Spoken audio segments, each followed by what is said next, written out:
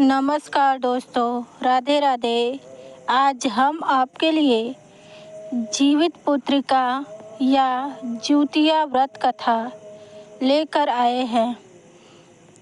पहले आप सुनेंगे चील्हो सियारों की कथा और जीमूत वाहन की कथा। जीवित पुत्रिका व्रत में चील्हो सियारों की कथा सुनी जाती है। एक वन में सेमर के पेड़ पर एक चील रहती थी। पास की झाड़ी में एक सियारन भी रहती थी। दोनों में खूब पढ़ती थी। चील्हो जो कुछ भी खाने को लेकर आती, उसमें से सियारिन के लिए ज़रूर हिस्सा रखती। सियारिन भी चील्हो का ऐसा ही ध्यान रखती। इस तरह दोनों के जीवन आनंद से कट रहे थे। एक बार वन के पास गांव में औरतें ज्यूतिया की पूजा की तैयारी कर रही थी। चील्हो ने बड़े ध्यान से देखा और अपनी सखी सियारों को भी बताया। फिर चील्हो सियारों ने तय किया कि वे भी यह व्रत करेंगी। सियारों और चील्हो ने ज्यूतिया का व्रत रखा। बड़ी निष्ठा और लगन से दिन भर भूखे प्यासे मंगल कामना करते व्रत में रही। मगर रात होते ही सियारिन को भूख और प्यास सताने लगी। जब बर्दाश्त न हुआ तो जंगल में जाके उसने मांस और हड्डी पेट भरकर खाया। चील्हो ने हड्डी चबाने की कड़कड़ की आवाज़ सुनी तो पूछा कि यह कैसी आवाज़ है। सियारिन ने कहा, बहन, भूख के मारे मेरा पेट गुड़गुड़ा रहा है। यह उसी की आवाज़ है। मगर चील्हो को पता चल गया। उसने सियारिन को खूब लताड़ा कि जब व्रत नहीं हो सकता तो संकल्प क्यों लिया था। सियारिन लजा गई, पर व्रत भंग हो चुका था। चील्हो रात भर भूखे प्यासे रहकर व्रत पूरा की। अगले जन्म में दोनों मनुष्य के रूप में राजकुमारी बनकर सगी बहनें हुई। सियारिन बड़ी बहन और उसकी शादी एक राजकुमार से हुई। चील्हो छोटी बहन, उसकी शादी राज्य के मंत्री पुत्र से हुई। बाद में दोनों राजा और मंत्री बने। सियारिन रानी के जो भी बच्चे होते वे मर जाते, जबकि चील्हो के बच्चे स्वस्थ और हट्टे कट्टे रहते। इससे उसे जलन होने लगी। उसने कभी उनका सर काटकर डिब्बे में बंद कर दिया, पर वह शीश मिठाई बन जाती और बच्चों का बाल तक न बाका होता। बार बार उसने अपनी बहन के बच्चों और उसके पति को मारने का भी प्रयास किया, पर वह सफल न हुई। आखिरकार दैव योग से उसे उस भूल का आभास हुआ।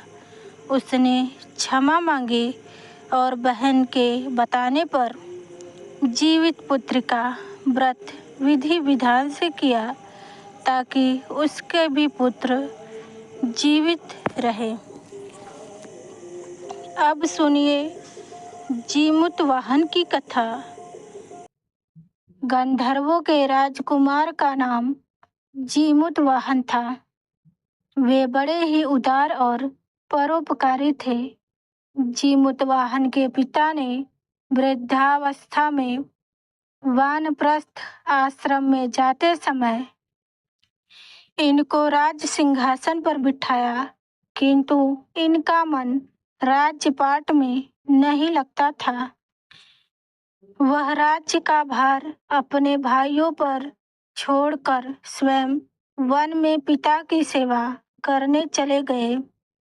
वन में ही जीमूतवाहन को मलयवती नाम की राजकन्या से भेंट हुई और दोनों में प्रेम हो गया। एक दिन जब वन में भ्रमण करते हुए जीमूतवाहन काफी आगे चले गए, तब उन्हें एक वृद्धा विलाप करती हुई दिखी। पूछने पर वृद्धा ने रोते हुए बताया, मैं नागवंश की स्त्री हूँ। मुझे एक ही पुत्र है, पृथ्वीराज। पक्षीराज गरुड़ के कोप से मुक्ति दिलाने के लिए नागों ने यही व्यवस्था की है। वे गरुड़ को प्रतिदिन भक्षण करने हेतु एक युवा नाग सौंपते हैं। आज मेरे पुत्र शंखचूड़ की बलि का दिन है। आज मेरे पुत्र के जीवन पर संकट है और थोड़ी ही देर में मैं पुत्र विहीन हो जाऊंगी। एक स्त्री के लिए इससे बड़ा दुख क्या होगा कि उसके जीते जी उसका पुत्र न रहे। जीमूतवाहन को यह सुनकर बड़ा ही दुख हुआ। उन्होंने उस वृद्धा को आश्वस्त करते हुए कहा, आप डरिए मत, मैं आपके पुत्र के प्राणों की रक्षा करूंगा। आज उसके स्थान पर मैं स्वयं अपने आप को लाल कपड़ों में ढककर शिला पर लेटूंगा, ताकि गरुड़ मुझे खा जाए और तुम्हारा पुत्र बच जाए। इतना कहकर जीमूतवाहन ने शंखचूड़ के हाथों से लाल कपड़ा ले लिया और उसे लपेटकर गरुड़ को बलि देने के लिए चुनी गई शिला पर लेट गए। नियति समय पर गरुड़ बड़े वेग से आए और वे लाल कपड़े में ढके जीमूतवाहन को पंजों में दबोचकर पहाड़ के शिखर पर जा बैठे। गरुड़ ने अपनी कठोर चोंच से प्रहार किया और जीमूतवाहन के शरीर से मांस का टुकड़ा नोच लिया। इसके पीड़ा से जीमूतवाहन की आंखों में आंसू आ गए और वह दर्द से कराहने लगे। अपने पंजों में जकड़े प्राणी को देखकर उसके निकलते आंसू और कराह सुनकर गरुड़ बड़े आश्चर्य में पड़ गए, क्योंकि ऐसा पहले कभी नहीं हुआ था। उन्होंने जीमूतवाहन से उनका परिचय पूछा। जीमूतवाहन ने सारा किस्सा कह सुनाया कि कैसे एक स्त्री के पुत्र की रक्षा के लिए वह अपने प्राण देने आए हैं। आप मुझे खा करके अपनी भूख शांत करें।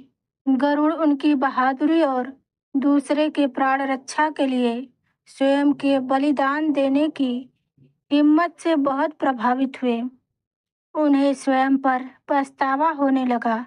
वह सोचने लगे कि यह एक मनुष्य है जो दूसरे के पुत्र की रक्षा के लिए स्वयं की बलि दे रहा है, और एक मैं हूँ जो कि देवों के संरक्षण में हूँ, किंतु दूसरे की संतान की बलि ले रहा हूँ। उन्होंने जीमूतवाहन को मुक्त कर दिया। गरुड़ ने कहा, हे उत्तम मनुष्य, तुम्हारी त्याग भावना से मैं प्रसन्न हूँ।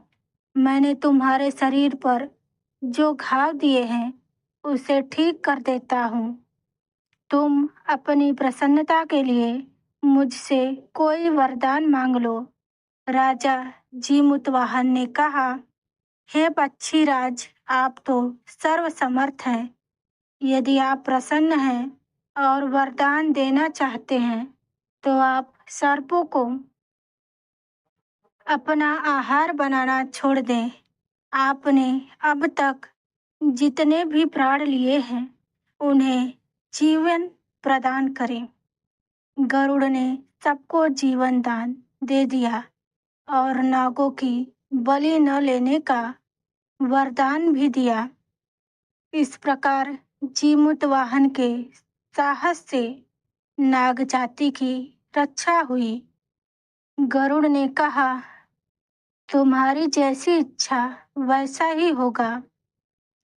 हे राजा, जो स्त्री तुम्हारे इस बलिदान की कथा सुनेगी और विधि पूर्वक व्रत का पालन करेगी, उसकी संतान मृत्यु के मुख से निकल आएगी। तब से ही पुत्र की रक्षा हेतु झिमुत वाहन की पूजा की प्रथा शुरू हो गई। यह कथा कैलाश पर्वत पर भगवान शंकर ने माता पार्वती को सुनाई थी। जीवित पुत्रिका के दिन भगवान गणेश, माता पार्वती और शिव जी की भी पूजा करनी चाहिए। राधे राधे।